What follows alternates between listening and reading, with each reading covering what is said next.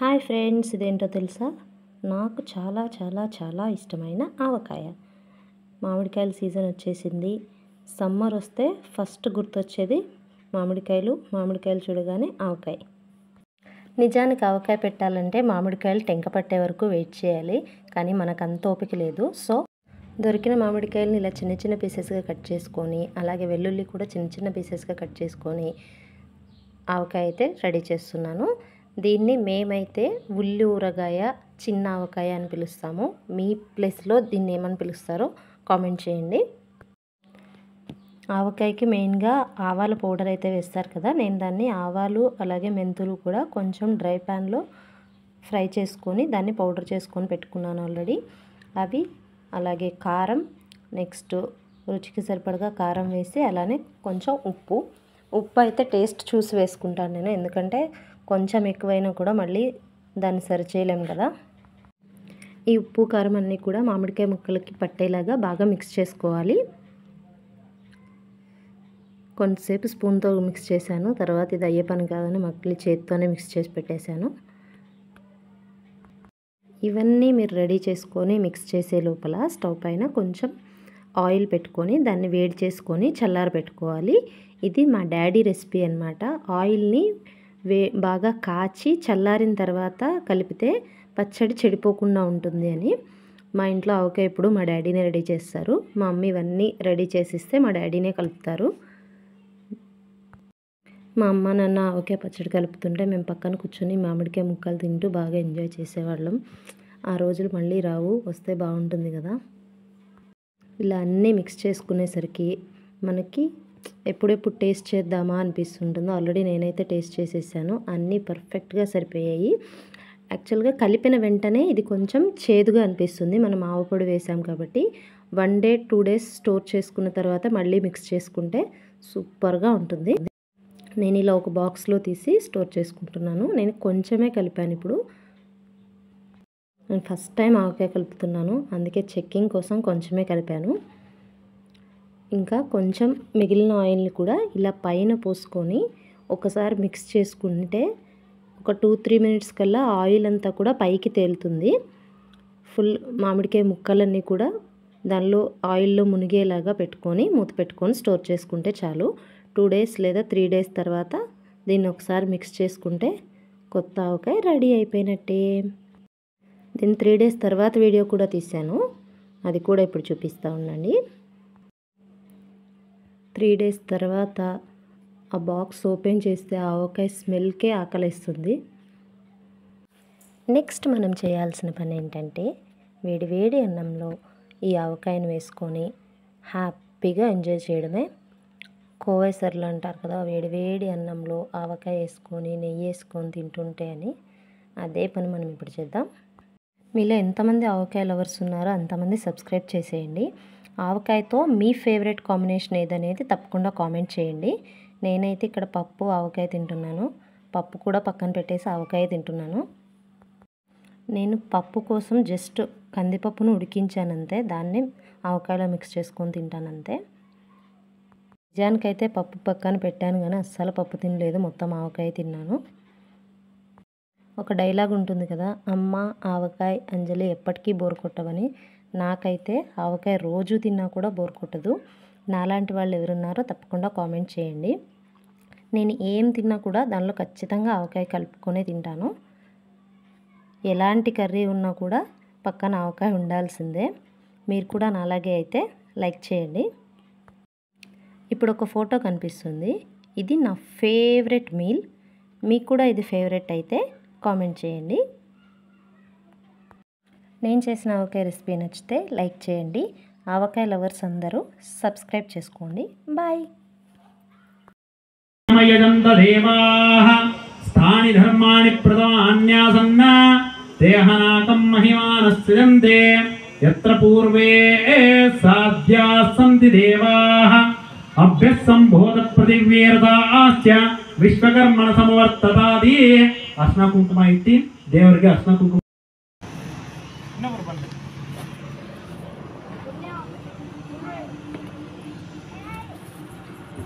ದೇವರಿಗೆ ಮಧ್ಯದಲ್ಲಿ ಕಾಣಿಸ್ತೀರ ಹಿಂದೆ ಹೋಗಿ ಮುಂದೆ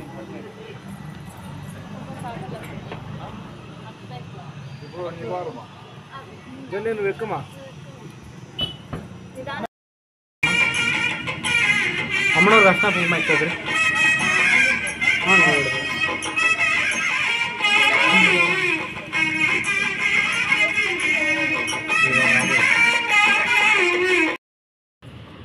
రావణ పూర్వ చతుర్ముఖ బ్రహ్మ రావణ తాత చతుర్ముఖ బ్రహ్మ చతుర్ముఖ బ్రహ్మ మగ మరీచి మరీచి మగ కశ్యప కశ్యప మగ సూర్యదేవురు సూర్యదేవురు మగ మనువు మనువు మగ ఇక్ష్వాకువుడు ఇక్ష్వాకు మగ కుక్షి కుక్షి మగ వికుక్షి వికుక్షి మగ భానుడు భానుడు మగ అనరణ్యుడు అనరణ్యుడు మగ పృతుడు పృతుడు మగ త్రిశంకువు త్రిశంకు మగ దుందుమారుడు దుందుమారుడు మగ మాంధుడు మాంధుడు మగ ససంధి ససంధి మగ ధ్రువసంధి ధ్రువసంధి మగ భరతుడు భరతుడు మగ అశితుడు అశితుడు మగ సగరుడు సగరుడు మగ అసంజసుడు అసంజసుడు మగ అంశుమంతుడు అంశుమంతుడు మగ దిలీపుడు దిలీపుడు మగ భగీరథుడు భగీరథుడు మగ కగుత్సుడు కగుత్సు మగ పృతువు పృతువు మగ ప్రకృతుడు ప్రకృతుడు మగ శంకరుడు శంకరుడు మగ సుదర్శనుడు సుదర్శను మగ అగ్నివర్ణుడు అగ్నివర్ణ మగ శీఘ్రుడు శీఘ్రుడు మగ మరువు మరువు మగ ప్రశిక్రుడు ప్రశిక్రుడు మగ అంబరీషుడు అంబరీషుడు మగ నహుషుడు నహుషుడు మగ యయాతి యయాతి మగ నభాగుడు నభాగుడు మగ అజుడు అజుడు మగ ದಶರಥುಡು ದಶರಥುನಿ ಮಗ ಶ್ರೀರಾಮಚಂದ್ರ ಮಹಾರಾಜ. ಇದು ಇವರ ವಂಶ. 40 ಜನ ತಾತಂದ ಹೆಸರು ಹೇಳಿ ಆ ಸಭೆಯಲ್ಲಿ ನಿಮಿಷಿ ಚಕ್ರವರ್ತಿ ನಿಮಿಷಿ ಚಕ್ರವರ್ತಿ ಮಗ ಮಿಥಿ ಮಿಥಿ ಮಗ ಉದಾವಸುವು ಉದಾವಸು ಮಗ ನಂದಿವರ್ಧನಡು ನಂದಿವರ್ಧನ ಮಗ ಸುಕೇತು ಸುಕೇತು ಮಗ ದೇವರಾತುಡು ದೇವರಾತುಡು ಮಗ ಬೃಹದ್ದತುಡು ಬೃಹದ್ದತುಡು ಮಗ ಮಹಾವೀರುಡು ಮಹಾವೀರುಡು ಮಗ ಸದೃತಿ ಸದೃತಿ ಮಗ ದುಷ್ಟಕೇತುವು ಹರೇಶ್ವರುಡು ಮಗ ಮರುವು ಮರು ಮಗ ಪ್ರತಿಂಕುಡು ಪ್ರತಿಂಕುಡು ಮಗ ಕೀರ್ತಿರಥುಡು ಕೀರ್ತಿರಥುಡು ಮಗ ದೇವಮೀದುಡು ದೇವಮೀದುಡು ಮಗ ವಿಬುಧುಡು ವಿಬುಧುಡು ಮಗ ಮಹೀದ್ರಕುಡು ಮಹೀದ್ರಕುಡು ಮಗ ಕೀರ್ತಿರಾತುಡು ಕೀರ್ತಿರಾತುಡು ಮಗ ಮಹಾರೋಮುಡು ಮಹಾರೋಮುಡು ಮಗ ಸ್ವರ್ಣರೋಮುಡು ಸ್ವರ್ಣರೋಮರ ಮಗ ಹಸ್ವರೋಮುಡು ಹಸ್ವರೋಮನವರ ಮಗ ಜನಕುಡು ಜನಕುಡು ಮಗಳು ಸೀತಾದೇವಿ ಶ್ರೀ ಸೀತಾದೇವಿ ದೇವತಾಭ್ಯೋ ನಮಃ. ಓಂ ಯಜ್ಞೇನ ಯಜ್ಞಮಯಂ ದೇವಾಸ್ತಾನಿ ಧರ್ಮಾಣಿ ಎಲ್ಲರೂ ನಮಸ್ಕಾರ. ಯತ್ರ ಪೂರ್ವೇ ಸಾಧ್ಯ ಸಂತಿ ದೇವಾಃ ಅಭ್ಯಸ್ತಂಭೋಗ ಪೃಥಿವ್ಯೇರಸ ಆಚ ವಿಶ್ವಕರ್ಮ ಸಮರ್ಥದಾದಿ ತಶ್ಚ ದಷ್ಟಾವಿದ ಧ್ರುವಮೇದಿ. ಎಲ್ಲರೂ ಹೇಳಿ. ಶ್ರೀಮನ್ ಸೀತಾರಾಮ ದೇವತಾ ಸುಪ್ರೀತ ಸುಪ್ರಸನ್ನ ವರದ ಭವಂತು ಸರ್ವಮಂಗಳ ಮಾಂಗಲ್ಯೆ ಶಿವೆ ಸರ್ವಾರ್ಥ ಸಾಧಕೆ ಶರಣ್ಯೆ ತ್ರಯಂಬಕೆ ದೇವಿ ನಾರಾಯಣಿ ನಮೋಸ್ತುತೆ. ಸೀತಾರಾಮ ದೇವತಾ ಸುಪ್ರೀತ ಸುಪ್ರಸನ್ನ ವರದ ಭವಂತು. ಓಂ ಮಾ ಎಲ್ರಿಗೂ ಅಕ್ಷತೆ ಕೊಟ್ಬಿಡೋಗ್ರಿ. ಎಷ್ಟು ಮಾ ಅಲ್ಲಿಂದ ಹಾಕಬಾರ್ದು. ಕಂಠೆ ಬಧ್ನಾಭಿಷವಕೆ ತ್ವಂ ಜೀವಚರಣಾಂತದಂ ಲೋಕ ಕಲ್ಯಾಣಚಕಂ ಚಿದಂ ಶ್ರೀ ಮಾಂಗಲ್ಯ ದೇವತಾ ಸುಪ್ರೇತಾ ಸುಪ್ರಸನ್ನ ವರದೋ ಭವಂತು. ಶ್ರೀ ಸೀತಾರಾಮದೇವ ದೇವಿ ನಾರಾಯಣಿ ನಮೋಸ್ತುತೆ. ಮಾಂಗಲ್ಯ ದೇವತಾಯಂ ಸುಪ್ರೇತಾ ಸುಪ್ರಸನ್ನೋ ವರದೋ ಭವಂತು. ಪೂಜೆ ಮಾಡೋದಕ್ಕೆ ಮಾಂಗಲ್ಯಕ್ಕೆ. ಓಂ ಮಾಂಗಲ್ಯ ದೇವತಾಭ್ಯೋ ನಮಃ. ದಿವ್ಯ ಪರಿಮಳ ಧೂಪಮಾಗ್ರಾವಯಾಮಿ ಗಂಧದ್ವಾರಾಂಧ್ರ.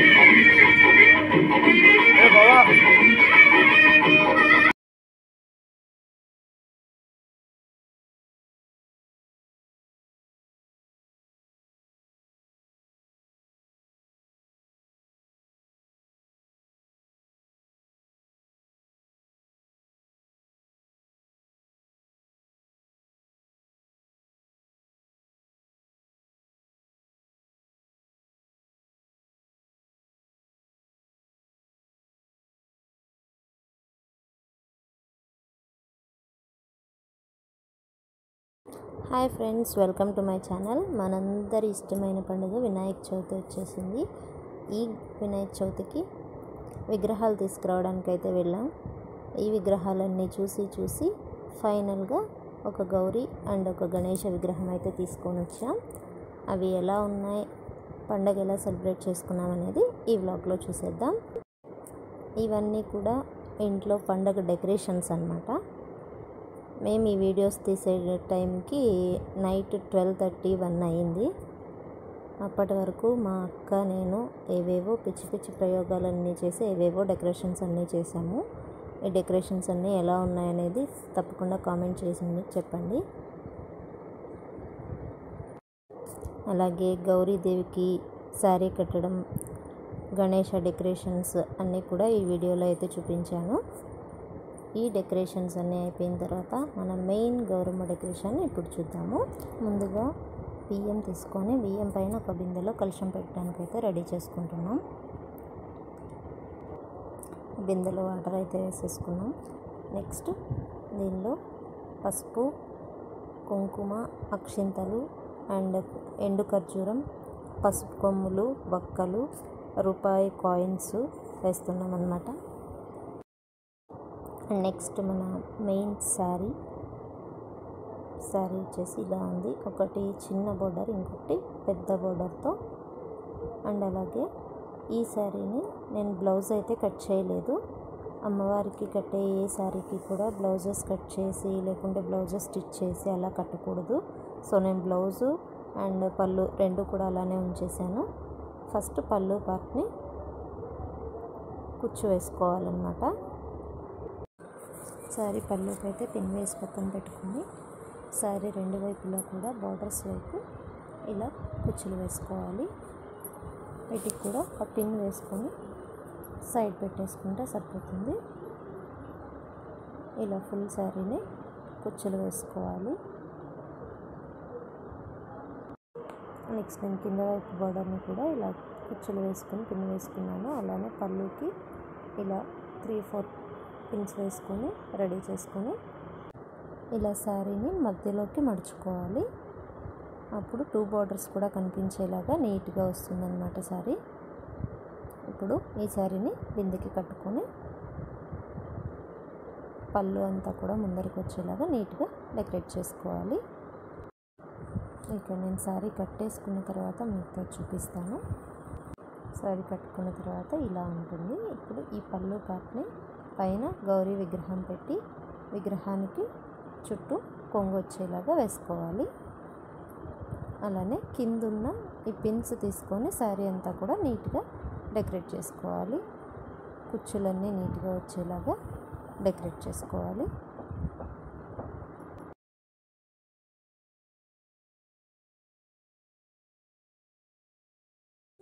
ఇలా శారీ అంతా కూడా సెట్ చేసుకోవాలి. కుచ్చులన్నీ ఇలా నీట్గా శారీ అంతా సెట్ చేసుకొని నగలన్నీ వేసుకొని అమ్మవారిని అయితే రెడీ చేసుకున్నాం. ఇప్పుడు మెయిన్ మన గణేష డెకరేషన్ అయితే చూద్దాం. ఇలా ఉన్న గణేషుని మేము ఎలా డెకరేట్ చేసామో చూడండి. అలాగే చాలా బాగుందని ఎక్కువ షార్ట్స్ అయితే తీసాను. ఇదే గణేష్ అని ఇదే టైప్లో పేట అంతా కూడా. ఈ పేట ఇవన్నీ కూడా మా అక్క నేను చాలా కష్టపడి డెకరేట్ చేశాం. ఈ వీడియోని లైక్ చేసి మీకు గణేష డెకరేషన్ ఎలా అనిపించిందో కామెంట్ బాక్స్లో తెలియజేయండి. ఇలా మా ఇంట్లో గణేషుని ముద్దుగా రెడీ చేసుకున్నాము. ఇలా రెడీ చేసుకున్న గణేషుడితో ఈ వినాయక చవితి పండుగని హ్యాపీగా సెలబ్రేట్ చేసుకున్నాం. పొద్దున్నే ఇలా ప్రతిష్టాపన చేసుకొని పూజ అంతా కూడా ముగించుకుని హ్యాపీగా సెలబ్రేట్ చేసుకున్నాం. ఈ వీడియో మీకు నచ్చినట్టయితే లైక్ చేసి షేర్ చేసి నా ఛానల్ సబ్స్క్రైబ్ చేసుకోండి. మా గణేష ఎలా అనిపించిందో తప్పకుండా కామెంట్స్లో తెలియజేయండి. Bye friends, happy Vinayaka Chavithi.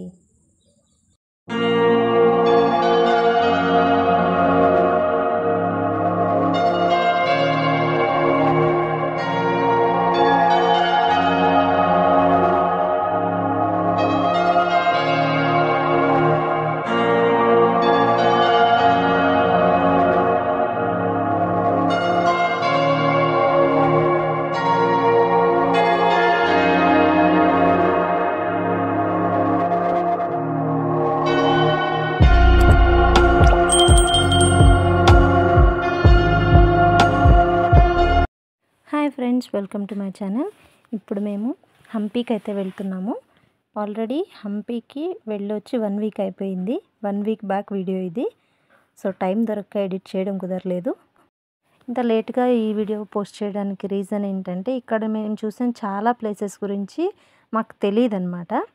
So ఆ డీటెయిల్స్ అన్నీ సెర్చ్ చేసి దాని గురించి ఫుల్గా తెలుసుకున్న తర్వాతే వీడియో చేద్దాము అని చేయలేదు. సో ఇప్పుడు చెప్తున్నాను. ఇక్కడ మీరు చూస్తున్న కొండలు, రాళ్ళు ఏవైతే ఉన్నాయో ఇవన్నీ కూడా త్రేతాయుగానికి సంబంధించిన కిష్కింద ప్రాంతం ఇది. ఈ నది, ఈ రాళ్ళు, ఈ కొండలు ఇవన్నీ కూడా మన ఆంజనేయ స్వామి ఆడుకున్న ప్లేస్ అన్నమాట. ఇదంతా కూడా ఆయన పవిత్ర పాదాలను తాకిన ప్లేస్ ఇదంతా. ఇలాంటి ప్లేస్ని చూడడమే మన అదృష్టం. ఇలా ఒక గుహలాగా ఉందన్నమాట. దీనిలో నుంచి బయటికి వెళ్తే మళ్ళీ నార్మల్గా ఆ పక్కనున్న నది దగ్గరకే వస్తాము. ఇక్కడ ఒక శివలింగం ఉంది, అలానే ఇక్కడ ఇంకొక శివలింగం ఉంది. ఈ శివలింగం దగ్గర కొన్ని గుర్తులు అలానే కొన్ని రాతలు కూడా చెక్కి ఉన్నాయి. అవన్నీ మనకు అర్థం కావు కదా, సో వీడియో తీసుకొని పక్కకు వచ్చేసాము. అలానే ఇంకొక శివలింగం ఉంది. ఇలా 2-3 శివలింగాలు ఇక్కడ నేలపైన చెక్కి ఉన్నాయన్నమాట.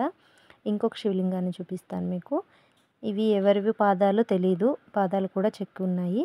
అండ్ ఇక్కడ ఒక చిన్న శివలింగం, అలానే చుట్టూ కూడా ఈ పాదాలు అయితే ఉన్నాయి. ఇవి ఎవరి పాదాలు, ఈ శివలింగాన్ని ఎవరు చెక్కారు మనకు డీటెయిల్స్ అయితే తెలీదు. కానీ అన్ని పాదాలు ఒకే సైజులో కరెక్ట్గా ఉన్నాయి. ఇదంతా కిష్కింద ప్రాంతమే. త్రేతాయుగంలో శ్రీరాముడు, ఆంజనేయుడు, అలాగే శ్రీరాముడు, సుగ్రీవుడు మొదటిసారిగా కలుసుకున్న ప్లేస్ అంటే ఇది. దానికి గుర్తుగా ఇక్కడ కోదండరామస్వామి ఆలయాన్ని అయితే కట్టించారు. ఈ కోదండరామస్వామి ఆలయంలో విగ్రహాలు అయితే 6 అడుగుల ఎత్తుతో ఒకే బండ పైన సీతారాముడు, లక్ష్మణుడు 3 విగ్రహాలు, అలాగే సుగ్రీవుడి విగ్రహం కూడా చెక్కి ఉంటుంది. ఆంజనేయ స్వామి విగ్రహం బయట ఉంటుంది. ఇక్కడ వీడియో తెలియలేదు, కానీ వాళ్ళకి తెలియకుండా తీసుకున్న వీడియో ఇది. చాలా పెద్దగా ఉంటాయి విగ్రహాలు అయితే. మేము హంపి అని ప్లాన్ చేసుకోగానే ఫస్ట్ మేము చూడాలనుకున్నది యంత్రోద్ధారక ఆంజనేయ స్వామి టెంపుల్. ఈ యంత్రోద్ధారక ఆంజనేయ స్వామి టెంపుల్ ఏ ప్లేస్లో అయితే ఉందో ఆ ప్లేస్లోనే ఫస్ట్ టైం త్రేతాయుగంలో రాముడు అలాగే మన ఆంజనేయ స్వామి కూడా ఫస్ట్ టైం కలుసుకున్న ప్లేస్ అంటే ఇది. ఈ యంత్రోద్ధారక ఆంజనేయ స్వామి యొక్క విశిష్టత ఏంటనేది నండూరి శ్రీనివాస్ గారు ఆయన వీడియోలో చాలా వివరంగా చెప్పారు. ఆ వీడియో లింక్ డిస్క్రిప్షన్లో ఇస్తాను, ఒకసారి చెక్ చేయండి. అలానే ఈ యంత్రోద్ధారక ఆంజనేయ స్వామిలో ప్రాణం ఉంది అని కూడా చెప్తారు. ఇక్కడ 4 శ్లోకాలతో ఉండే ఒక మంత్రం ఉంది. ఆ మంత్రాన్ని రోజు చదివినట్టయితే లేదా ఈ టెంపుల్లో ఒకసారి చదివినట్టయితే ఆంజనేయ స్వామి ఎప్పటికీ మనతోనే ఉంటాడు అని నండూరి శ్రీనివాసరావు గారు ఆయన వీడియోలో అయితే చెప్పారు. ఇక్కడ కూడా అస్సలు వీడియో తీయనీరు, వాళ్ళకి తెలియకుండా తీసిన వీడియోనే ఇది కూడా. పైన బోర్డు కూడా వేశారు చూడండి. అండ్ అలాగే ఇక్కడ నేను మా శివశక్తి అయితే ఆ మంత్రాన్ని కూడా ఇద్దరం కూర్చొని చదివేసి అయితే వచ్చాము. బయటకు వచ్చిన తర్వాత ఈ నాగురు కొంచెం డిఫరెంట్గా కనిపించింది, అందుకే వీడియో తీశాను. అలానే ఇవి ఆంజనేయ స్వామి పాదాలు. నెక్స్ట్ ఇవన్నీ కూడా హోమం చేస్తారంట వీటిలో. ఇక్కడ ఇంకొక టెంపుల్కి వెళ్తున్నాం. ఇక్కడ మా బుజ్జమ్మ డోరా డోరా డోరా అనుకుంటూ వెళ్ళిపోతుంది. ఇక్కడ మన చుట్టూ చూసుకుంటే అన్ని కొండలు, గుట్టలు, పెద్ద పెద్ద బండరాళ్ళు ఇవే ఉంటాయి. కానీ ఈ ప్లేస్ అంతా కూడా ఆంజనేయ స్వామి పాదాలను తాకిన పుణ్య ప్రదేశం అని తెలిసిన తర్వాత ఎంతో హ్యాపీగా అనిపించింది. ఇక్కడ అనంత పద్మనాభ స్వామి, శ్రీదేవి భూదేవి. ఇక్కడ ఒక చెట్టు కనిపిస్తుంది కదా, ఈ చెట్టుని చూడండి, తర్వాత ఒక విషయం చెప్తాను. నెక్స్ట్ ఇలా కిందకి దిగేటప్పుడు ఒక ఆంజనేయ స్వామి ఒక పెద్ద బండరాయి మీద అయితే ఇలా చెక్కి ఉంది. ఇక్కడ ఈ పైన నేను చూపించిన చెట్టు నుంచి ఆ ఆంజనేయ స్వామి మీదకి పూలు రాలుతూ ఉంటాయి. ఎవరో వచ్చి సపరేట్గా పూజ చేయరు, కానీ ఈ చెట్టు మాత్రం ఆ స్వామికి పూజ చేయడం కోసమే పుట్టినట్టు అనిపించింది. ఇంకా ఇలా కింద ఉన్న మండపంలోకి వెళ్తే ఇక్కడ చాలా విగ్రహాలను అయితే ధ్వంసం చేశారు. ఇక్కడ ఒక విగ్రహం ఉండాలంట, దాన్ని పీకేశారు. నెక్స్ట్ ఇక్కడుండే విగ్రహంలో ఇక్కడుండే దేవుడు ఏ దేవుడు అని కూడా తెలియకుండా అంతా పగలగొట్టేశారు. 2 అమ్మవార్లు మధ్యలో ఉన్న దేవుడు ఎవరనేది కూడా తెలియకుండా. ఈ హంపీలో మన దురదృష్టం ఏంటంటే, మనం ఏ టెంపుల్లోకి వెళ్ళినా కూడా చాలా వరకు విగ్రహాలన్నింటినీ కూడా ధ్వంసం చేసి మన హిందూ సాంప్రదాయం ప్రకారం భిన్నమైన విగ్రహాలకి పూజ చేయం కాబట్టి ఇక్కడ ఉన్న చాలా వరకు విగ్రహాలకి పూజ అయితే జరగట్లేదు. స్తంభాలపై నుండే సుబ్రహ్మణ్యేశ్వర స్వామి విగ్రహం ఇది. చాలా చిన్నగా చాలా క్యూట్గా అనిపించింది. ఈ స్తంభాలు, ఈ మంటపాలు, ఈ కట్టడాలు అన్నీ కూడా చాలా పురాతనమైనవి, శిథిలావస్థకు చేరుకుంటున్నాయనే చెప్పాలి ఒక రకంగా. ఇక్కడ ఉండే కట్టడాలన్నీ కూడా ఒక మంటపాలు, అలాగే ఒక గుడి కూడా ఉంది. ఇక్కడ పైన కొండ మీద మీకు కనిపించేది వెంకటేశ్వర స్వామి గుడి. ఈ గోపురాన్ని కూడా చాలా వరకు ధ్వంసం చేశారు, విగ్రహాలన్నింటినీ కూడా. ఇక్కడ ఒక చెట్టులో ఈ అమ్మవారిలాగా చెక్కారు. ఇది వెలిసిందైతే కాదు, వీళ్ళు చెక్కినదే. ఆంజనేయ స్వామి పుట్టిన ప్లేస్ మీకు హ్యాపీగా అనిపిస్తే జై హనుమాన్ అని కామెంట్ చేయండి. ఇప్పుడు మీరు చూస్తున్నది హంపి విరూపాక్ష స్వామి దేవాలయం గోపురం. ఇది లోపలి వ్యూ అన్నమాట. చుట్టూ చాలా టెంపుల్స్ ఉన్నాయి. ఈ విరూపాక్ష స్వామి గోపురం చూశారు కదా, ఈ గోపురానికి సంబంధించి ఒక విశేషం అయితే ఉంది. లోపలికి వెళ్ళిన తర్వాత చూపిస్తాను. ఇక్కడ ఒక నంది ఈ బయట ఉంటుందన్నమాట. ఈ నంది ధైర్యంగా కోతి దగ్గరికి వెళ్ళింది, కానీ భయపడి వెనక్కి వచ్చేసింది. ఇక్కడ మన చిన్ని గణపయ్య దర్శనం ఫస్ట్ చేసుకున్నాము. నెక్స్ట్ ఇంకొక విగ్రహం ఉంది, బట్ ఈ విగ్రహం ఏ విగ్రహం అనేది అయితే మాకు తెలియలేదు. అక్కడ నేమ్ కూడా ఏం రాయలేదు. సో అలానే మొక్కుకొని ముందుకు వెళ్తే ఒక ఏనుగు, ఈ ఏనుగు పేరు లక్ష్మి అట. ఈ ఏనుగుని చూడగానే మా పిల్లలిద్దరూ అయితే చాలా హ్యాపీగా ఫీల్ అయ్యి దానికి అరటిపండ్లు ఇవ్వడం అన్నీ చేశారు. అక్కడ ఉన్నంతసేపు కూడా చాలా హ్యాపీగా ఫీల్ అయ్యారు. ఈ ఏనుగు అయితే డబ్బులు ఇస్తే తీసుకెళ్ళి పక్కనున్న వ్యక్తికి ఇస్తుంది, తినేవిస్తే తినేసి మనకు ఆశీర్వాదం చేస్తుంది. మా బుజ్జమ్మ చూడండి ఎంత ఎగ్జైట్మెంట్తో చూస్తుందో. మా బుజ్జి అయితే వాడి ప్రాణమంతా ఏనుగు దగ్గరే ఉంది, ఎందుకంటే వాడికి జంతువులు అంటే చాలా ఇష్టం. అక్కడి నుంచి రాను అని కూర్చున్నాడు, కానీ మనకు టైం అయిపోతుందని బలవంతంగా పిలుచుకొని వచ్చాము. అలా ఏనుగు దగ్గర నుంచి ముందరికి వచ్చిన తర్వాత చాలా కోతులు అయితే ఉన్నాయి. లోపల టెంపుల్ లోపలికి వెళ్ళే వరకు కూడా దారంతా కోతులే ఉన్నాయి. వీటిని వీడియో తీస్తుంటే ఫోన్ ఎక్కడ పీక్కుంటాయో అని భయం వేసింది ఫస్ట్ అయితే. ఈ కోతులను కూడా ఆ ఏనుగు దగ్గరికి అరటిపళ్ళు తీసుకొని వస్తారు కదా, అవి పీక్కోవడానికి ఇక్కడే ఉంటాయి అని అయితే వాళ్ళు చెప్పారు. ఇప్పుడు టెంపుల్ లోపలికి వెళ్ళిపోతున్నాం. ఇక్కడ ఒక శివలింగాన్ని పీకి పక్కన పెట్టేశారు. విరూపాక్ష దేవాలయంలో వీడియోస్ ఫొటోస్ ఏమీ ఎలో లేదు, సో లోపల తీయలేదు. ఇక్కడ విరూపాక్ష స్వామికి అభిషేకం చేసిన నీళ్ళు వచ్చే పానిమట్టం, అలాగే లక్ష్మీదేవి. నెక్స్ట్ ఇప్పుడు ఒకటి చూపిస్తాను. బయట మీరు ఒక గోపురం చూశారు కదా, లోపల ఒక ప్లేస్లోకి ఈ గోపురం నీడనేది రివర్స్లో పడుతుంది. నార్మల్గా అయితే స్ట్రైట్గా పడాలి, కానీ ఇలా రివర్స్లో పడడానికి కారణం ఏంటి అనేది చాలామంది సైంటిస్టులు కూడా టెస్ట్ చేశారంట, కానీ ఎవరికీ తెలియలేదు. ఇంకొక విషయం ఏంటంటే, గోపురం రైట్ సైడ్లో ఉంటే నీడ లెఫ్ట్ సైడ్లో పడుతూ ఉంటుంది. ఈ చిన్న హోల్ ఉంది కదా, ఈ హోల్లో నుంచి వెలుగు వస్తూ ఉంటుంది. ఈ వెలుగు గోడ మీద పడినప్పుడు విరూపాక్ష స్వామి గోపురాన్ని రివర్స్లో రిఫ్లెక్ట్ చేస్తుంది. ఇది ఎందుకు ఇలా జరుగుతుంది అనేది ఇప్పటివరకు ఎవరూ కనిపెట్టలేకపోయారంట. ఇది ఇప్పటికీ ఒక మిస్టరీగానే ఉంది. ఇంత వింతగా ఈ గుడిని కట్టిన వాళ్ళు ఎవరైతే ఉన్నారో వాళ్ళకి పాదాభివందనాలు. అలాగే హంపి గురించి మరిన్ని వింతలు విశేషాలు నెక్స్ట్ వీడియోలో తెలుసుకుందాం. ఈ వీడియో మీకు నచ్చినట్టయితే లైక్ చేయండి, మీ వాళ్ళందరికీ కూడా షేర్ చేయండి, ఎందుకంటే ఇది మన చరిత్ర, మన వాళ్ళందరూ తెలుసుకోవాల్సిన చరిత్ర. నేను చెప్పింది కరెక్ట్ అనిపిస్తే సబ్స్క్రైబ్ చేయండి. Hi friends, welcome to my channel. ఇప్పుడు మేము హంపీకి అయితే వెళ్తున్నాము. ఆల్రెడీ హంపీకి వెళ్ళొచ్చి 1 వీక్ అయిపోయింది. 1 వీక్ బ్యాక్ వీడియో ఇది. సో టైం దొరక్క ఎడిట్ చేయడం కుదరలేదు. ఇంత లేట్గా ఈ వీడియో పోస్ట్ చేయడానికి రీజన్ ఏంటంటే, ఇక్కడ మేము చూసిన చాలా ప్లేసెస్ గురించి మాకు తెలియదన్నమాట. సో ఆ డీటెయిల్స్ అన్నీ సెర్చ్ చేసి దాని గురించి ఫుల్గా తెలుసుకున్న తర్వాతే వీడియో చేద్దాము అని చేయలేదు. సో ఇప్పుడు చెప్తున్నాను. ఇక్కడ మీరు చూస్తున్న కొండలు, రాళ్ళు ఏవైతే ఉన్నాయి ఇవన్నీ కూడా త్రేతాయుగానికి సంబంధించిన కిష్కింద ప్రాంతం ఇది. ఈ నది, ఈ రాళ్ళు, ఈ కొండలు ఇవన్నీ కూడా మన ఆంజనేయ స్వామి ఆడుకున్న ప్లేస్ అన్నమాట. ఇదంతా కూడా ఆయన పవిత్ర పాదాలను తాకిన ప్లేస్ ఇదంతా. ఇలాంటి ప్లేస్ని చూడడమే మన అదృష్టం. ఇలా ఒక గుహలాగా ఉందన్నమాట. దీనిలో నుంచి బయటికి వెళ్తే మళ్ళీ నార్మల్గా ఆ పక్కనున్న నది దగ్గరికే వస్తాము. ఇక్కడ ఒక శివలింగం ఉంది, అలానే ఇక్కడ ఇంకొక శివలింగం ఉంది. ఈ శివలింగం దగ్గర కొన్ని గుర్తులు అలానే కొన్ని రాతలు కూడా చెక్కి ఉన్నాయి. అవన్నీ మనకు అర్థం కావు కదా, సో వీడియో తీసుకొని పక్కకు వచ్చేసాము. అలానే ఇంకొక శివలింగం ఉంది. ఇలా 2-3 శివలింగాలు ఇక్కడ నేలపైన చెక్కి ఉన్నాయన్నమాట. ఇంకొక శివలింగాన్ని చూపిస్తాను మీకు. ఇవి ఎవరివి పాదాలు తెలీదు, పాదాలు కూడా చెక్కి ఉన్నాయి. అండ్ ఇక్కడ ఒక చిన్న శివలింగం, అలానే చుట్టూ కూడా ఈ పాదాలు అయితే ఉన్నాయి. ఇవి ఎవరి పాదాలు, ఈ శివలింగాన్ని ఎవరు చెక్కారు మనకు డీటెయిల్స్ అయితే తెలీదు. కానీ అన్ని పాదాలు ఒకే సైజులో కరెక్ట్గా ఉన్నాయి. ఇదంతా కిష్కింద ప్రాంతమే.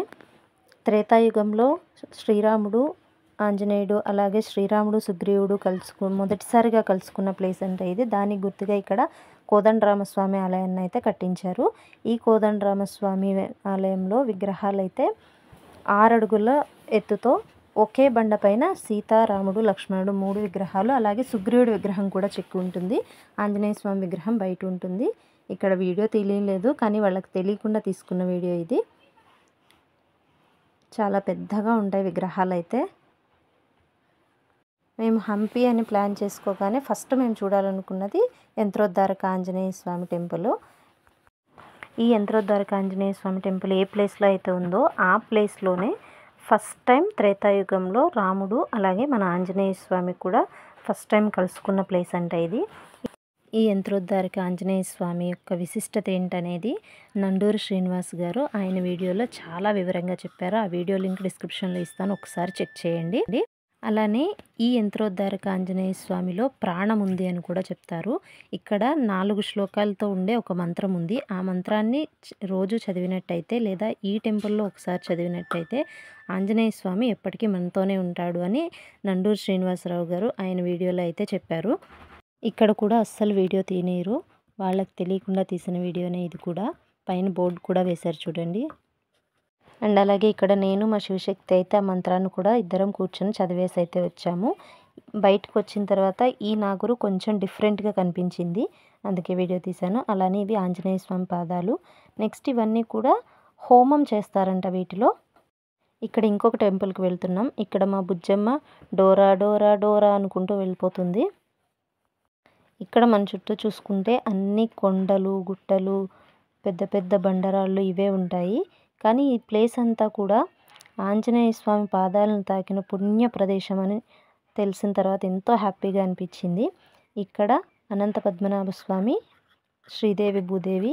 ఇక్కడ ఒక చెట్టు కనిపిస్తుంది కదా, ఈ చెట్టుని చూడండి, తర్వాత ఒక విషయం చెప్తాను. నెక్స్ట్ ఇలా కిందకి దిగేటప్పుడు ఒక ఆంజనేయ స్వామి ఒక పెద్ద బండరాయి మీద అయితే ఇలా చెక్కి ఉంది.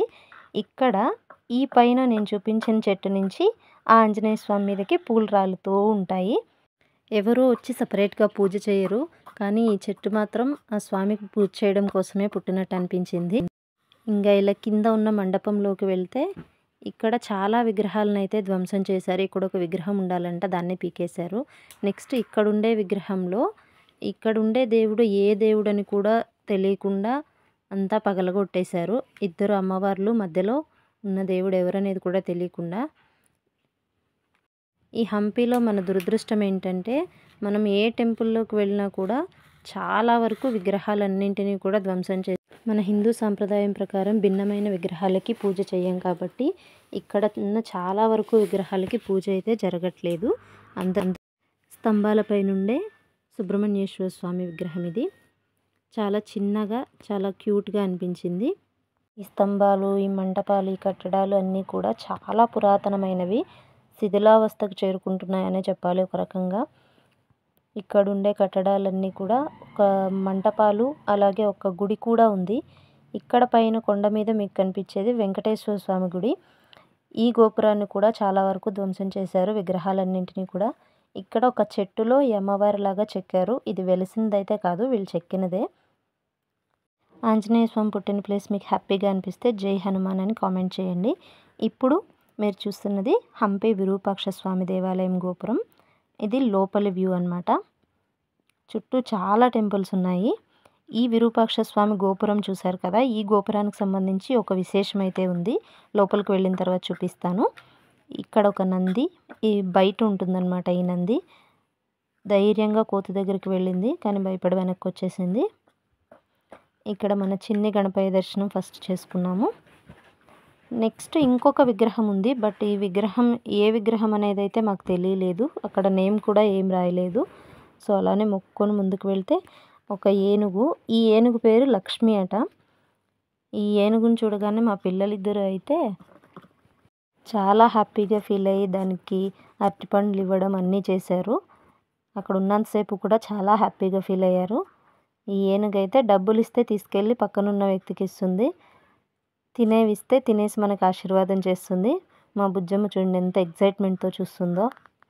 మా బుజ్జి అయితే వాడి ప్రాణమంతా ఏనుగు దగ్గరే ఉంది, ఎందుకంటే వాడికి జంతువులంటే చాలా ఇష్టం. అక్కడి నుంచి రాను అని కూర్చున్నా, కానీ మనకు టైం అయిపోతుందని బలవంతంగా పిలుచుకొని వచ్చాము.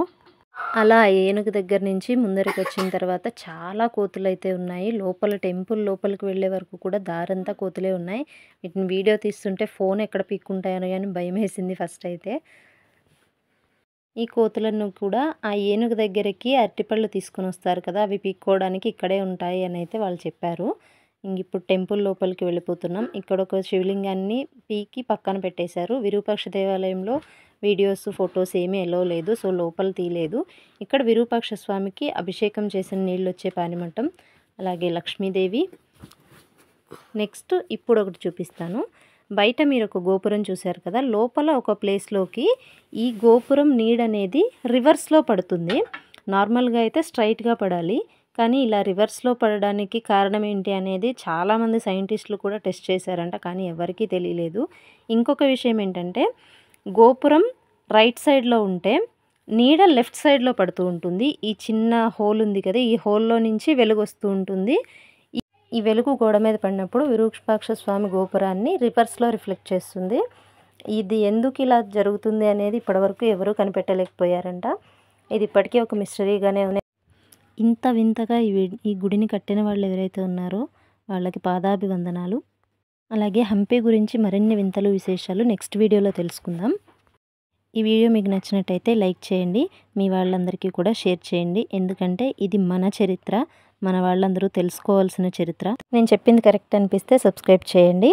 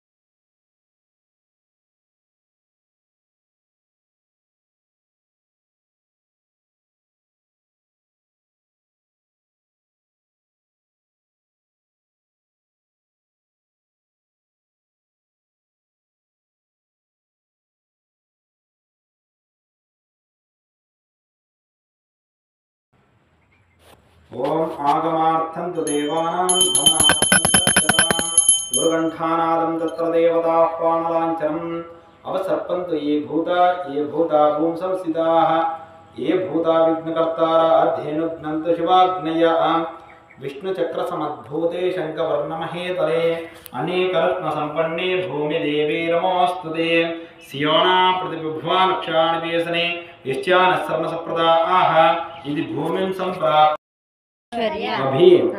వృద్ధి అర్థం ధర్మార్థ కామ్యమోక్ష చతుర్విధ ఫల పురుషార్థ సిద్ధ్యర్థం ఇష్ట కామ్యార్థ సిద్ధ్యర్థం మమ మనోవాంఛ ఫల సిద్ధి అర్థం మమ జన్మ నక్షత్ర జన్మరాశి వశాతు నామ నక్షత్ర నామరాశి వశాతు ఏ ఏ గ్రహాః అరిష్ట స్థానేషు స్థితాః అత్యంత శుభఫల ప్రాప్తి అర్థం మమ గృహేణ సకల జనాని ఆరోగ్యత సిద్ధ్యర్థం ఆయుష్షు సిద్ధ్యర్థం రాజభయ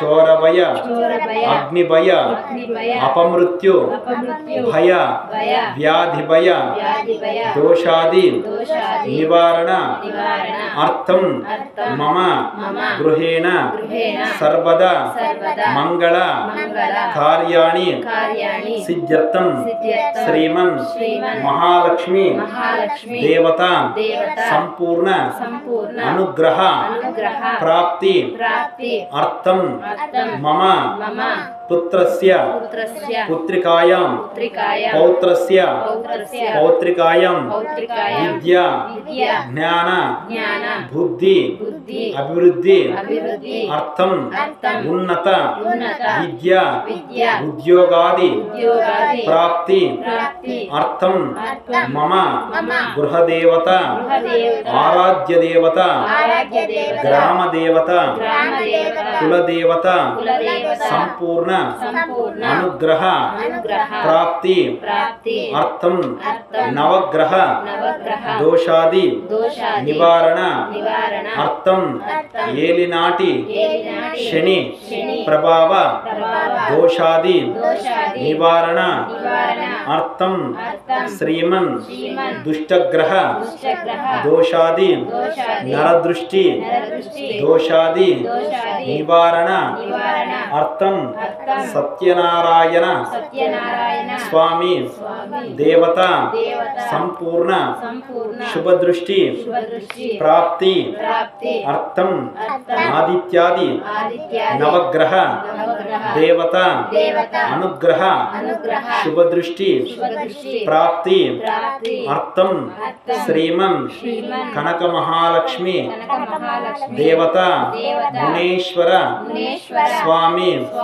దేవత నందీశ్వర స్వామి దేవత సంపూర్ణ అనుగ్రహ ప్రాప్తి అర్థం నూతన సంవత్సరేణ సకల గ్రహ దోషాది నివారణ అర్థం మహాగణపతి దేవత సంపూర్ణ అనుగ్రహ ప్రాప్తి అర్థం సకల కార్యాణి నిర్విఘ్నేన ప్రాప్తి అర్థం తులసి దేవి దేవత సంపూర్ణ అనుగ్రహ ప్రాప్తి అర్థం మాంగళ్య స్వరూప దుర్గా పరమేశ్వరి దేవత ఆంజనేయ స్వామి దేవత అనుగ్రహ ప్రాప్తి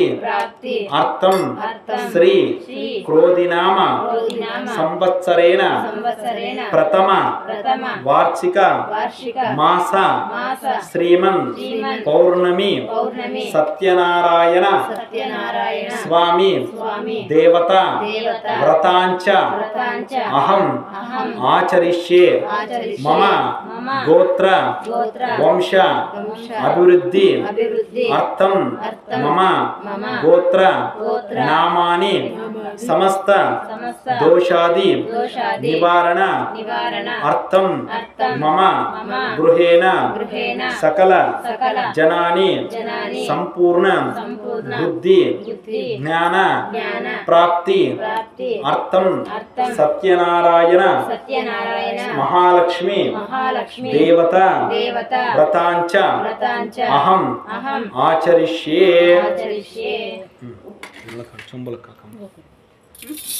ನೀರು ಹಾಕೋದ್ರೊಳಗೆ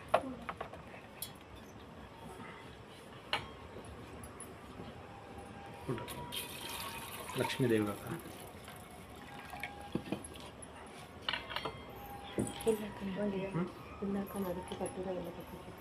ಕೈ ಮೇಲೆ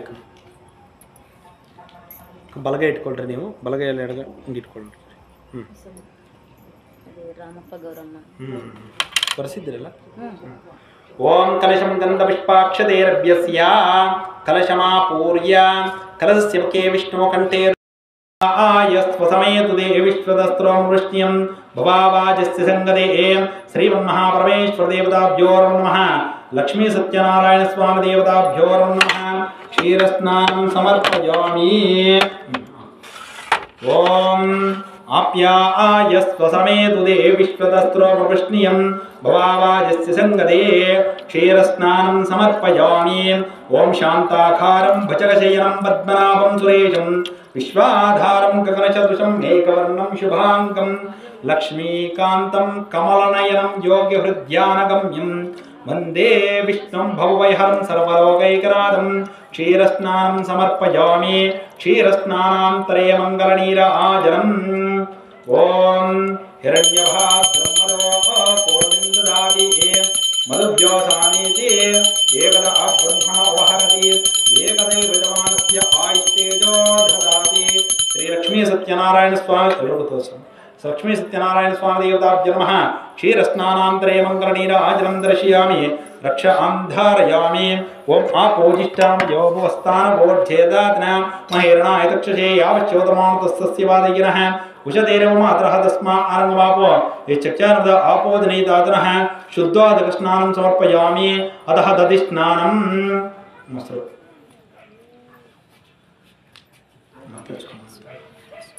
दधिस्नानं ओम दधिक्रा आवर्ण अकारिचं जिष्णोरस्वस्य वाजिनः सुरविनाका आकर्पणा आयुधुं सितार्षड श्री लक्ष्मी सत्यनारायण स्वामी देवताभ्यो नमः दधिस्नानं च कर्म करिष्ये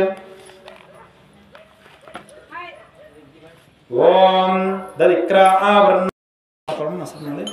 ओम दधिक्रा आवर्ण अकारिचं जिष्णोरस्वस्य वाजिनः सुरविनाका आकर्पण आयुधुं सितार्षड दधिस्नानं समर्पयामि ओम नारायणाय विद्महे वासुदेवाय धीमहि तन्नो विष्णु प्रचोदयात् श्रीमन्महालक्ष्मी सत्यनारायण स्वामी देवताभ्यो नमः श्रीमन्महागणपतिदेवताभ्यो नमः दधिस्नानं समर्पयामि दधिस्नानान्तरे मङ्गलनीराजनम् ओम हिरण्यवाद्ब्रह्मदो पूर्णं मधुव्यासानीति एकदा ब्रह्मणोपहरति एकदैव यजमानस्य आयुस्तेजो ददाति दधिस्नानान्तरे मङ्गलनीराजनं दर्शयामि रक्षां धारयामि ओम आपोजिष्ठामयो भुवस्थानवोर्ध्येदात्ना महेरणाय तक्षसे यावच्चोदमानतस्य वादयिनः वसुदेवमातरः तस्मा आरङ्गवापय च आज्यम् ओम श्री लक्ष्मी सत्यनारायण स्वामी देवताभ्यो नमः आज्य स्नानां च कर्म करिष्ये ओम शुक्रमशि ज्योतिरसितेजोतिपत्सवितोत्पन्नात् त्वच्चिद्रेण पवित्रेण वसो सूर्यश्च रश्मिभिः आज्य स्नानं समर्पयामि ओम शुक्रमशि ज्योतिरसितेजोतिपत्सवितोत्पन्नात् त्वच्चिद्रेण पवित्रेण वसो सूर्यश्च रश्मिभिः आज्य स्नानं समर्पयामि आज्य स्नानान्तरे मङ्गलनीराजनम् ओम हिरण्यवाद्ब्रह्मदो आयुस्तेजो ददाति आज्य स्नानान्तरे मङ्गलनीराजनं दर्शयामि रक्षां धारयामि अतः मधुस्नानम् ओम मधुवातारताय देवदक्षरन्ति सिन्धवः माध्वीर्न सन्तोषदीः मदरक्तवतोष मदवत्पार्थिवगम्बजः मदध्योरस्तनपिताः मदवान्नो वनस्पतिगुम्मस्तु सूर्यः माध्वीर्घावो मन्त्रः श्रीलक्ष्मी सत्यनारायण स्वामी देवताभ्यो नमः मधुस्नानं समर्पयामि ताय देवदक्षरन्ति सिन्धवः माध्वीर्न सन्तोषदीः मदरक्तवतोषि मदवत्पार्थिवगम्बजः मदध्योरस्तनपिताः मदवान्नो वनस्पतिगुम्मस्तु सूर्यः माध्वीर्घावो मन्त्रः मधुस्नानान्तरे मङ्गलनीराजनम् ओम हिरण्यवाद्ब्रह्मदो पूर्णं एकदा ब्रह्मवदेवदेवमानस्य आयुस्तेजो ददाति मधुस्नानान्तरे मङ्गलनीराजनं दर्शयामि रक्षां धारयामि ओम आपोजिष्ठामयो भुवस्थानवोर्ध्येदात्ना महेरणाय चक्षसे यावच्चोदमानतस्य वादयिनः उषदेरव मातरः तस्मा आरङ्गवापय चक्षानद आपोदनीदातनः शुद्धादकस्नानं समर्पयामि स्नानं समर्पयामि ओम स्वादुपवस्य दिव्याय जन्मने स्वाधृन्द्राय सामेतुनाम्ने स्वाधर्मित्राय वर्णाय वायवे बृहस्पतये वदमागम् आदाभ्यः शर्करस्नानं समर्पयामि ओम हिरण्यवाद्ब्रह्मदो पूर्णं ददाति मधुभ्योदानीति एकदा ब्रह्मण उपहरति एकदैव यजमानस्य आयुस्तेजो ददाति शर्करस्नानान्तरे मङ्गलनीराजनं दर्शयामि रक्षां धारयामि पुष्पिणीः बृहस्पतिप्रसूदास्थानामुञ्जन्तः फलपञ्चामृतस्नानं समर्पयामि ओम व्यापरनीर्व्यापलापुष्पायास्य पुष्पिणीः बृहस्पतिप्रसूदास्थानामुञ्जन्तः श्री लक्ष्मी सत्यनारायण स्वामी देवताभ्यो नमः फलपञ्चामृतस्नानं समर्पयामि फलपञ्चामृतस्नानान्तरे शुद्धोदकम् ओम हिरण्यवाद्ब्रह्मदो वर्णिन्दादि मधुव्योसानीति एकदा ब्रह्मणो भारती एकदैव विद्वानस्य आयुष्तेजो ददाति फलपञ्चामृतस्नानान्तरे शुद्धोदकस्नानं समर्पयामि ಎಲ್ಲರೂ ಕುಂಕುಮಾರ್ಚನೆಗೆ ಇಟ್ಕೊಂಡೋಣ ಬಿಲ್ಲದಲ್ಲೇ फलपञ्चामृतस्नानं मंगलनिराजनं हिरण्यवाद्ब्रह्मदो वर्णिन्दादि मधुव्योसानीति एकदा आयुष्तेजो ददाति मुತ್ತೈದರು ಎಲ್ಲರೂ ಐದೇ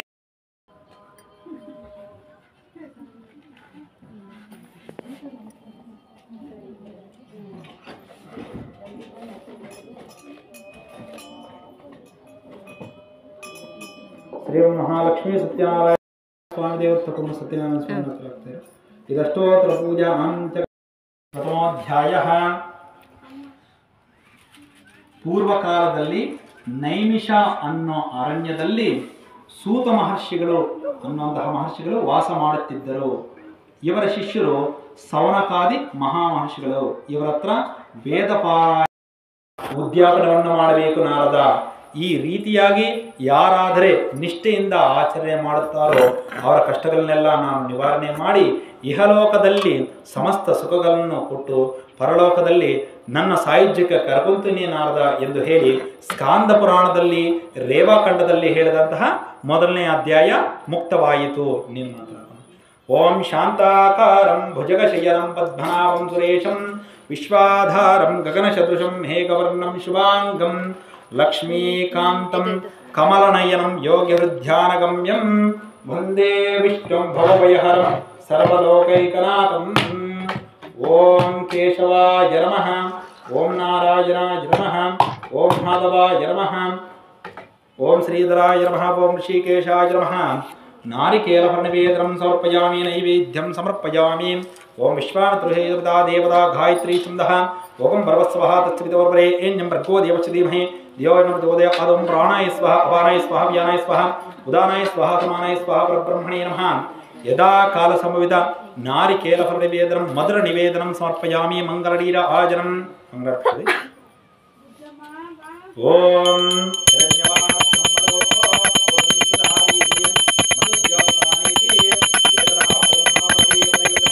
ಆಯುಷ್ೇಜೋದಾತಿ ಲಕ್ಷ್ಮೀ ಸತ್ಯನಾರಾಯಣ ಸ್ವಾಮಿ ದೇವತಾ ವರ್ಧ ಗೋವಿಂದ. ಆದಿತ್ಯಾದಿನವಗ್ರಹ ದೇವತಾ ವರ್ಧ ಗೋವಿಂದ ಗೋವಿಂದ. ಪ್ರಥಮೋಧ್ಯಾಯ ಪ್ರಸಮಾಪ್ತ, ದ್ವಿತೀಯ ಅಧ್ಯಾಯ ಪ್ರಾರಂಭ. ಎರಡನೇ ಅಧ್ಯಾಯದಲ್ಲಿ ಈ ವ್ರತವನ್ನು ಮಾಡಿ ಏನು ಪ್ರಯೋಜನ ಪಡೆದಿದ್ದಾರೆ ಅನ್ನೋದು ಹೇಳಲಾಗುತ್ತೆ. ಎಲ್ಲರೂ ಸಾವಧಾನವಾಗಿ ಕೇಳಿ. ಶ್ರೀ ನಾರದನ್ನು ಕರೆದು ಹೀಗೆ ಹೇಳಿದನು. ನಾರದರೇ, ಪೂರ್ವದಲ್ಲಿ ಜಿತೇಂದ್ರಿಯನು, ಸತ್ಯವಂತನು, ಬುದ್ಧಿವಂತನು ಆದ ಮಹಾದೈವಭಕ್ತನಾದ ಬ್ರಾಹ್ಮಣನೊಬ್ಬನಿದ್ದನು. ಆತನಿಗೆ ತಿನ್ನಲು ತಿಂಡಿ ಇಲ್ಲದೆ, ಕಟ್ಟುವುದಕ್ಕೆ ಬಟ್ಟೆ ಇಲ್ಲದೆ ಕಡುಬಡವ. ಭಿಕ್ಷಾಟನೆ ಮಾಡಿದ್ರೂ ಸಾಕಷ್ಟು ಭಿಕ್ಷೆ ದೊರೆಯುತ್ತಿರಲಿಲ್ಲ. ಆದರೆ ಅವನು ಮಹಾ ದೈವಭಕ್ತ. ಪ್ರತಿದಿನವೂ ದೇವಸ್ಥಾನಕ್ಕೆ ಹೋಗಿ ದೇವರಿಗೆ ನಮಸ್ಕಾರ ಮಾಡಿಕೊಂಡು ಭಿಕ್ಷೆಯನ್ನು ಬೇಡೋದಕ್ಕೆ ಹೋಗುತ್ತಿದ್ದನು.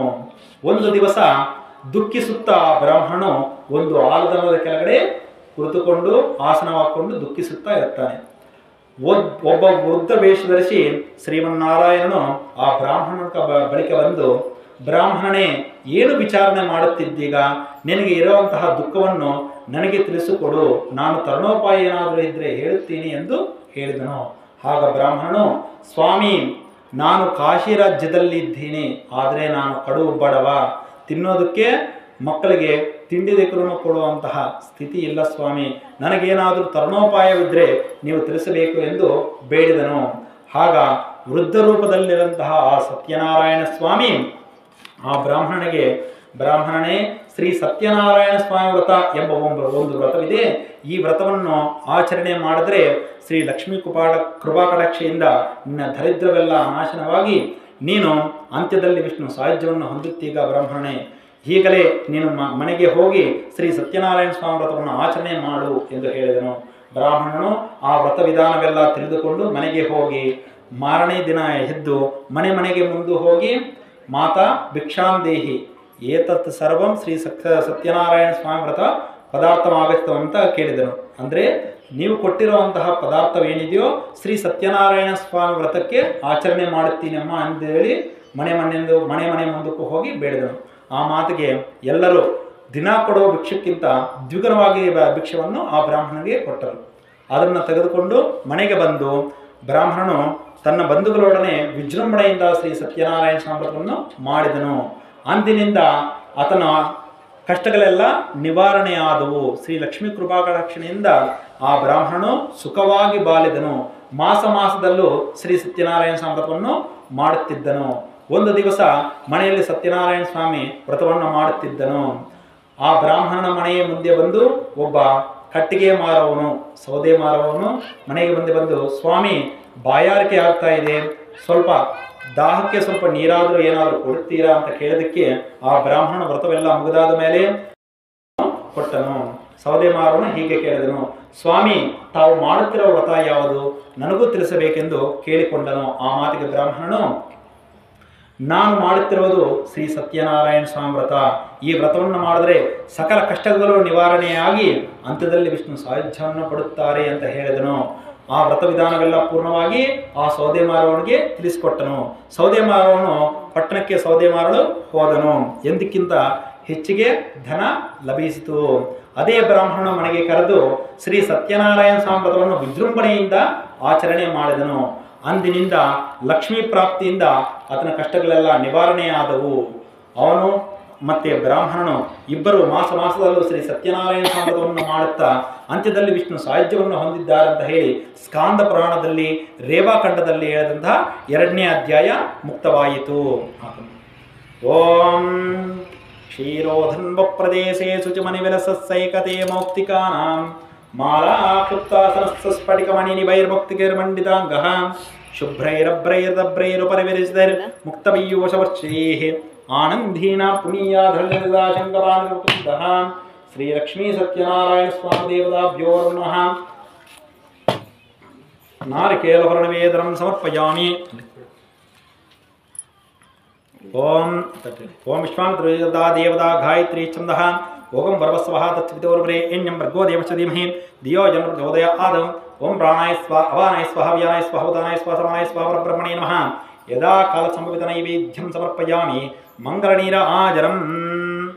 ಓಂ ಹಿರಣ್ಯವಾದ್ಬ್ರಹ್ಮದೋ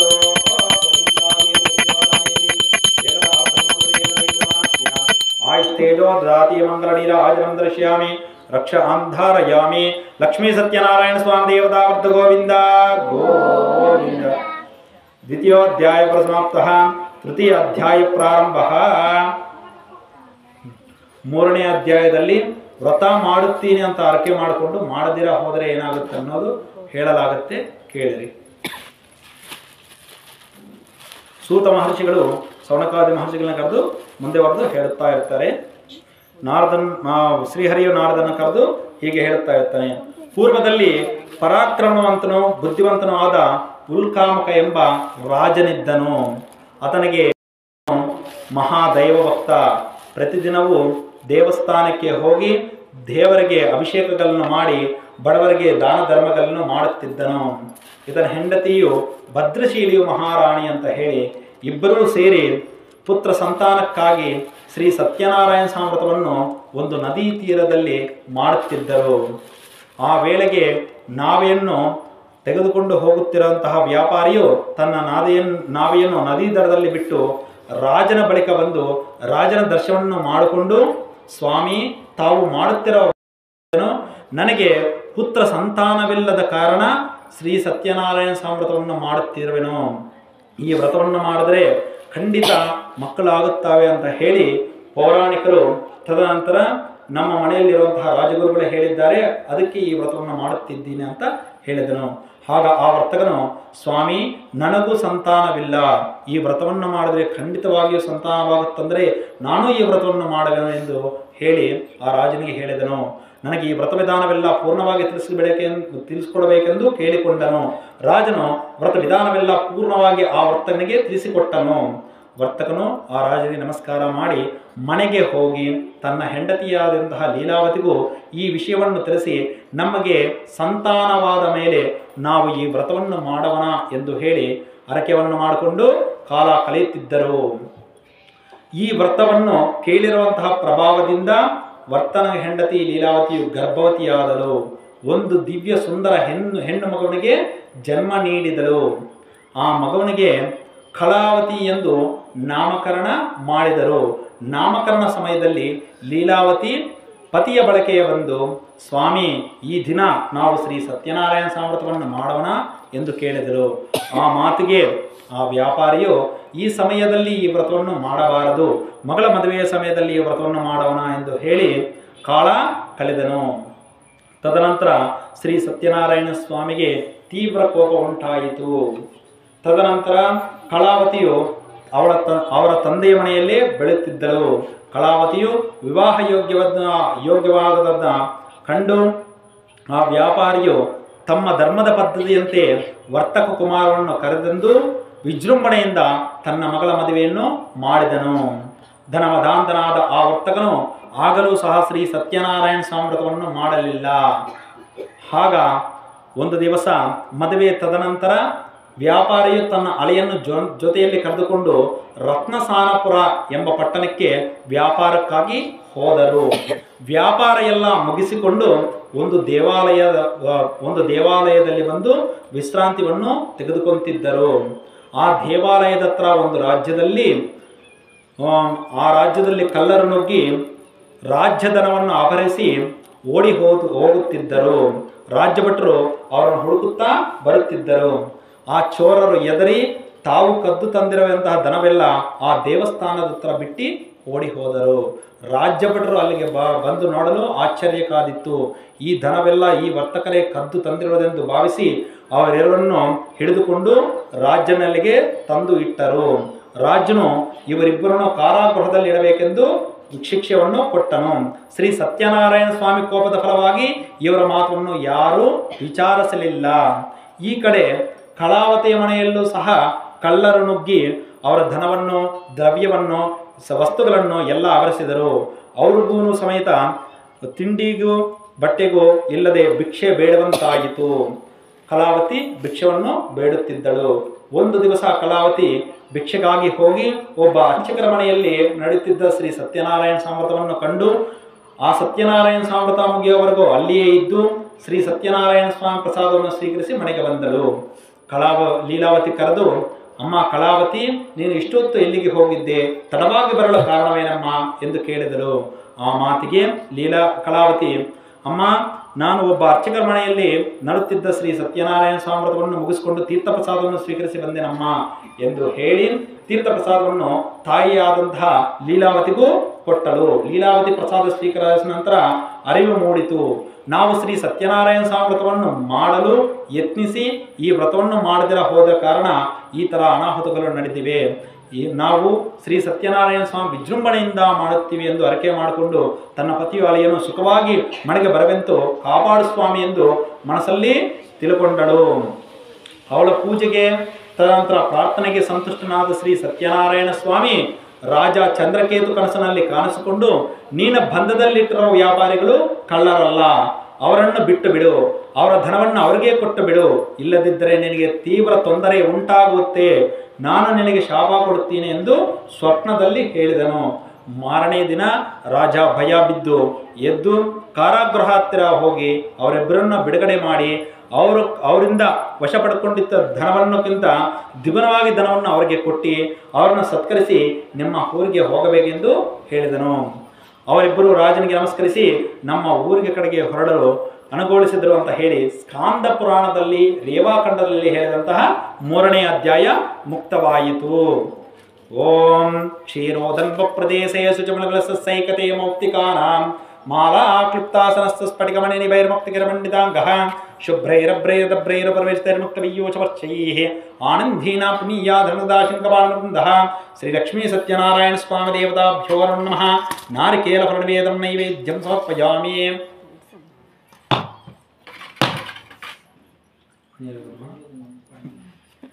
ఓం విశ్వామిత్ర శ్రీజపదా దేవతా గాయత్రీ ఛందః ఓఘం భర్వస్వః దక్షిణోపరేణ్యం